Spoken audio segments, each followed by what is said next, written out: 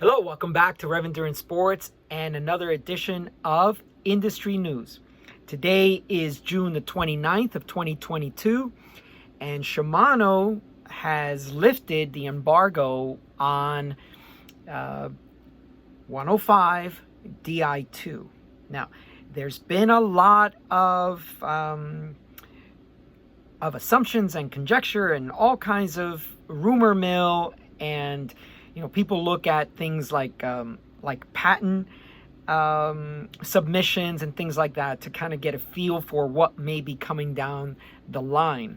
And so a lot of the channels that I watch have already spoken about Di2 being imminent. So this might be old news for some of you, but let's talk about some of the specifics that Shimano decided to do with this group set compared to its two bigger brothers of Ultegra and Di2 9200, right? And R8100 for the Ultegra groups. Okay, so they start off by talking about how it's now available to a larger population, and now you get the reliability, the stability, and the consistently fast shifting, accurate shifting. So most of all, it's easy to use, right? So, I've been using Di2 sparingly throughout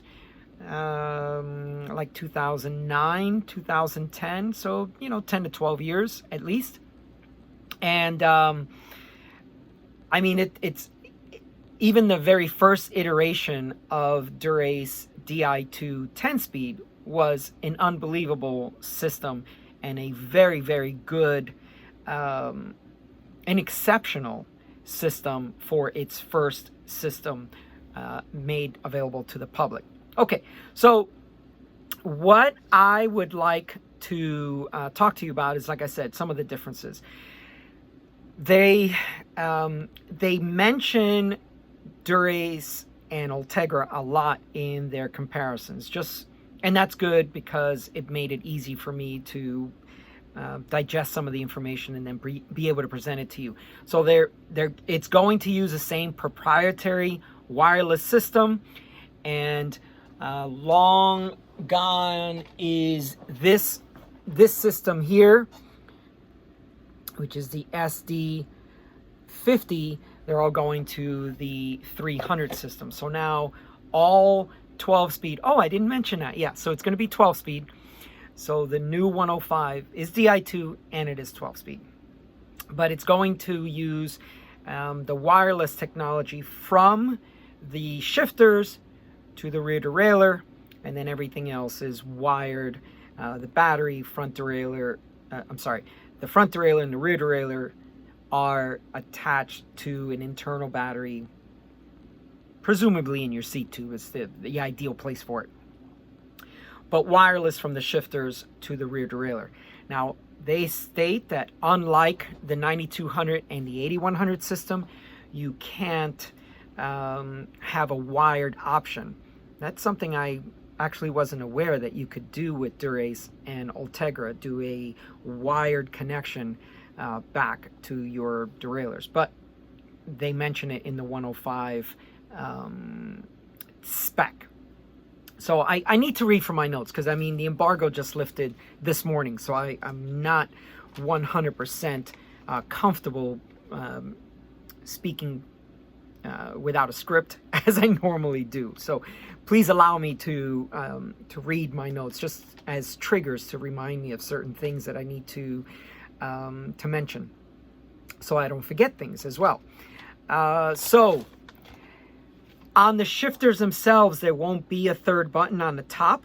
So they mention that and there's no satellite ports to attach, or there's no ports to attach satellite shifters. So, like the thumb shifters maybe for climbers, or the sprinter switch down in the drops of your handlebar. But they mention, if a rider wishes to upgrade, then the Dura-Ace and the Ultegra shifters are fully compatible with the entire system, So you may have Dura shifters up front and everything else 105. So that's one way to do it. The shifters will use a coin cell battery, and it's a CR1632. I didn't have a chance to look this up. I'm more familiar with the 2032, so I wonder how easy it will be to source at, let's say, a CVS or any pharmacy chain. Let's see. Oh, and then the shifters themselves will have the indication. So generally, the indication is on your junction box for your battery life for the entire system. But since this 12-speed iteration, the battery life for the shifting system, derailleurs, I should say, main battery, that's all in the rear derailleur. So now you don't have an extra port like up by the handlebars. So you have to go down to your rear derailleur and check your battery life. But on the shifters themselves, you'll push the buttons, and I've often told people just to make things easy for you. So green is above 10%, red is below 10%. So basically that's a large range from 11% up to 100%. But if it's red, it's below 10%, get yourself some coin cell batteries. Keep them on hand. But they do mention it's a 3+ year battery life on those coin cell batteries. So this might be something you're just going to completely forget, like other things with Di2 system, because the battery lasts so long. It's one of the pet peeves I have with SRAM access. You got to carry spare batteries and all this silliness because the batteries only last X number of hours. And this is why I believe that Shimano continues to have the main battery giving power to the front and rear derailleurs, as opposed to having separate batteries for each of the components. People from SRAM world say, oh yeah, but I just carry an extra battery. That to me just seems silly. But okay, they mention a slimmed down design, so the shifters are much slimmer. They also, okay, so now let's go into the rear derailleur. The rear derailleur is the brain of the system. So shift modes, battery life, and charging port is all in the rear derailleur. And, it has all that stuff integrated. And let's see what else. So on the batteries for the rear derailleur, or to check battery life, green is 51 to 100%. So let's just call it above 50%. And then a blinking green is between 26 to 50. And then red is 25 and below % left of your battery life. So let's just charge things when it's blinking green, right? So you're not left out there with a inadequately functioning Di2 system. Just happened to someone I was riding with a couple of Saturdays ago. So she was stuck in the little ring. She couldn't get to the big ring. But this happens. It happens if you ride electronic systems. You have to be cognizant of charging your system. Okay. And then also the rear derailleur is how you would connect to third-party cycling computers, except some of the additional features on the Hammerhead computers, which is a different video that I did before. So, Wahoo, Garmin, Brighton, I believe all of those fall in the appropriate structure of the proprietary information that they allow to share with these computers. Front derailleur, has a slightly larger casing, they're saying, than the Dura-Ace and Ultegra model, but, electronics, the more you reduce the size of things, that incurs additional costs. So I could understand why they're trying to do that. I don't have costs, so like and subscribe, and then hit that notification bell so I can get you costs later. I just wanted to get this information out as fast as possible. They only offer 2 cranksets, a 50-34 and a 52-36. So if you want big boy gears, you have to move on up to the Dura-Ace level, which will have like a 54 tooth chainring. But anything else, you know, in the 105 group, the largest chainring is a 52, and then the inner being a 36.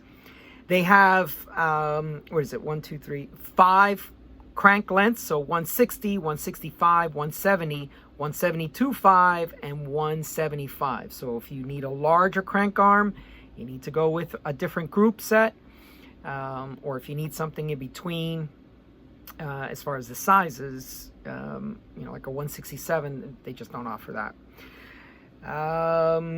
2 cassettes. So it sounds to me like they're only really offering the 1134 as the one cassette, and there are no long cage and short cage rear derailleurs. So you get 1134 as your standard cassette. I need to research that, but that's how the literature looked.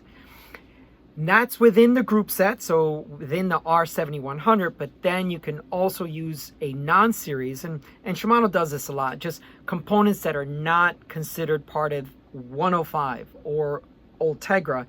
They call those non-series. So if you have, let's say, an 1134 cassette with Ultegra, it's called like HG, I don't know, I can't remember right now, 800 or something like that, as opposed to 8000. So that's a non-series because it doesn't have the 4 digits.